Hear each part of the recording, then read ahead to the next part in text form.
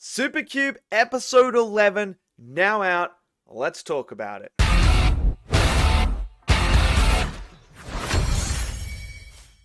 So Supercube episode 11 is now available for you guys to go and check out.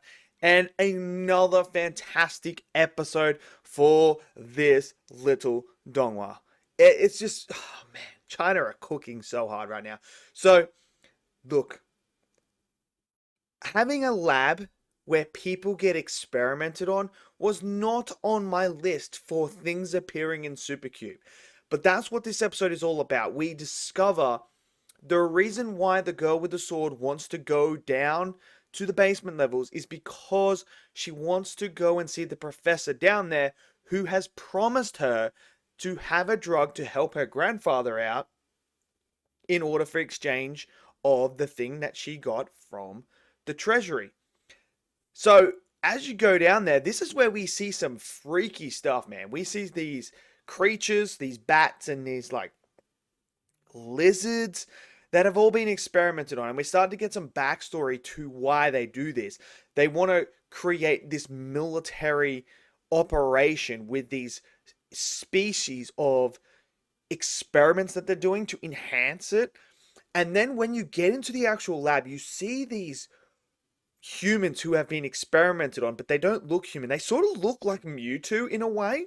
Very, very similar. Like, if I was to picture Mewtwo being created, this would be like one of his early stages. That's what it looks like. So there's humans that, have been experimented on. And we find out that the people who actually were fighting in the last episode with the X's and stuff on their like bandanas and stuff are actually humans who were taken in as kids and experimented on and given powers. And I was just like, I was not expecting this. I was not expecting this at all.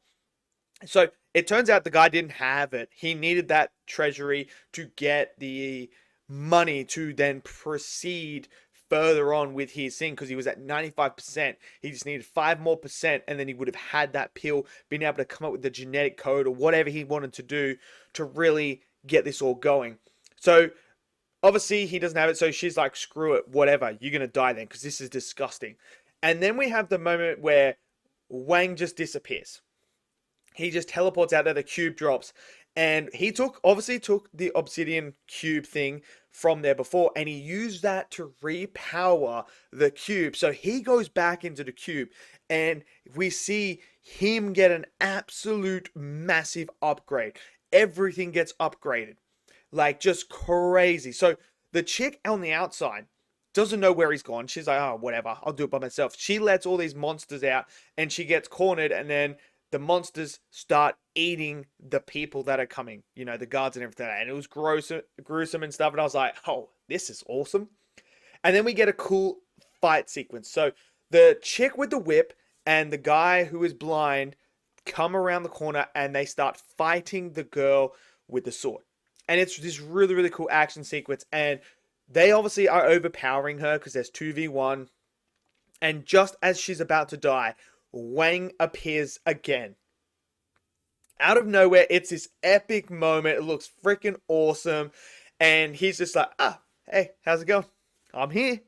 And they're like, wait, where did you come from? What's happening here? It's you again. And this is where the one guy who is blind gets absolutely sent. He gets sent. He's out of commission.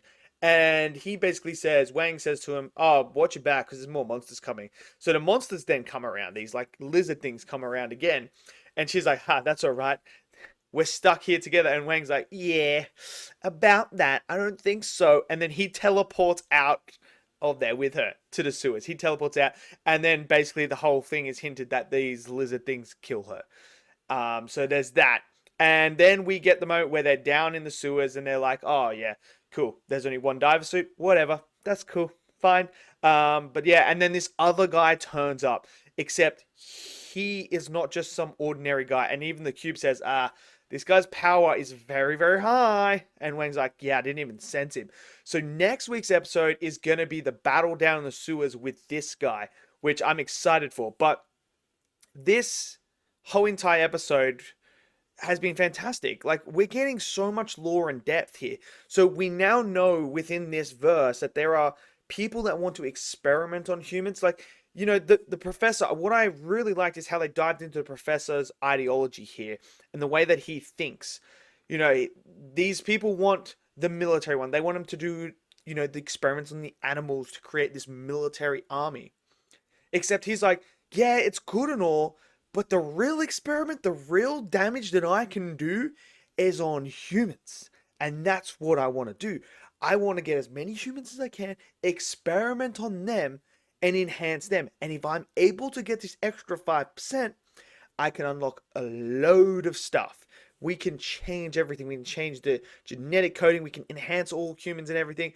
And this was not on my card for Supercube. Like, the first 7 episodes, everyone was like, this is just a China's version of solo leveling. And then after Wang lost her, and now he's on the search to try and bring her back, it's really changed narratively. It's really become, it almost feels like a sci-fi adventure thriller that we're going on right now. That's what it feels like at this point, but I'm loving it. I really am liking the change of pace and how they're going into the depth here and showcasing, different characters in different parts of the world and showing us all essentially the underground, really, the crime syndicate underground element of this world where things are going under the radar that people on the surface aren't seeing. And, this whole experiment. But I really like the tension as well when you first walk in, when Wang and that first walk in and the blood's just there. And they're like, I don't know if we should go in there. And they go in there and the blood's just on the ground. And that's where you have the monster at. I really like that. I thought that is a way to build that tension up. And then when they're walking through, the music is fantastic. Like, the music just enhances every single scene.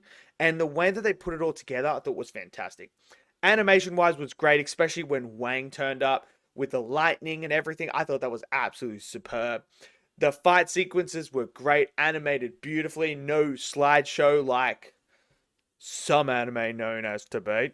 But I really, really thoroughly am enjoying it. And I can't wait to see what Wang's going to do now with the upgrades. And like I said, that preview for next week's episode looks bonkers, man. I mean, it looks crazy. It looks like Wang's got a lot cut out. I'm interested to see how far this narrative goes now and how far we actually go in this season to see where Wang's going to end up, because he is leveling up pretty quick, but again, then I don't feel like Wang's just getting upgrades left, right, and center to the point where he just overpowers everyone. It does feel like he is struggling and still learning at the same time. So I like that aspect of it. But overall, I really thoroughly enjoyed this episode.